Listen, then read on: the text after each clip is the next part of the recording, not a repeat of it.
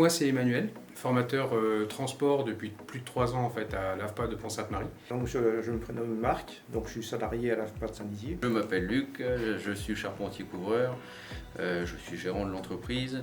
Et il y a quelques années en fait, donc je forme au transport. J'ai été confronté à un candidat qui a été très embêté en fait pour effectuer des marches arrière. Et j'ai eu l'idée de prendre mon drone pour pouvoir survoler en fait son camion quand il faisait la marche arrière. Et en un quart d'heure, il a compris le système, il a trouvé la solution et j'ai trouvé que c'était un plan B, on va dire, pour pouvoir faire apprendre à des candidats. Le drone, on va s'en servir par rapport au démoussage de toiture. On proposera, je pense, une vidéo de départ et de fin, ou une photo plutôt, par rapport au site sur lequel on interviendra.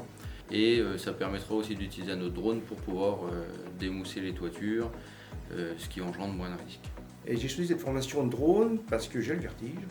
Et pour contrôler toutes les toitures, je trouve qu'un drone, c'est un outil qui est vraiment efficace, sécurisant. Ça me permettra de visionner toutes ces toitures-là sans prendre de risques et à tout moment. Au niveau de l'utilisation du drone, j'étais surpris en fin de compte de la complexité aussi bien tactile de l'utilisation du drone que administratif.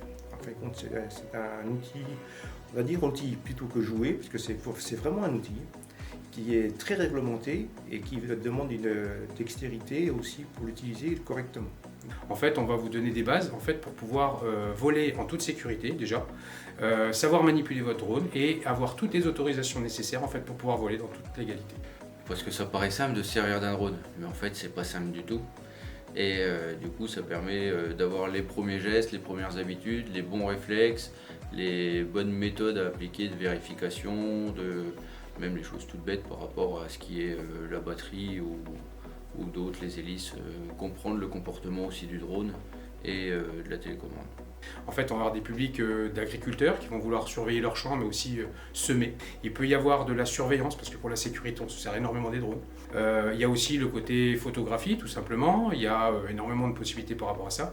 Puis maintenant, il y a aussi le bâtiment, en fait, qui s'y met énormément. C'est-à-dire qu'on se rend bien compte que les gens du bâtiment, hein, les couvreurs, comme on a Luc, en fait, qui ont besoin, pour éviter les risques, en fait, de ne pas monter sur le toit, de ne pas casser du matériel et de ne pas avoir un délai d'intervention, en fait, énorme. Avec un drone, en fait, on va venir en quelques heures et on va faire la même intervention qu'une semaine de travail avec plusieurs candidats. On peut faire énormément de choses avec un drone. C'est vraiment le prolongement de la main et des yeux. Le but est de cette formation est de moi de me former dans un premier temps et par la suite former d'autres personnes à faire ce métier. Les publics qui peuvent bénéficier de cette formation en fait, sont divers et variés. Il n'y a rien qui va fixer on va dire un minima je dirais, de compétences, de connaissances, parce qu'on est censé en fait, apporter aux candidats en fait, la totalité. C'est-à-dire que ça touche à des personnels handicapés, des hommes, des femmes, des plus jeunes ou moins jeunes.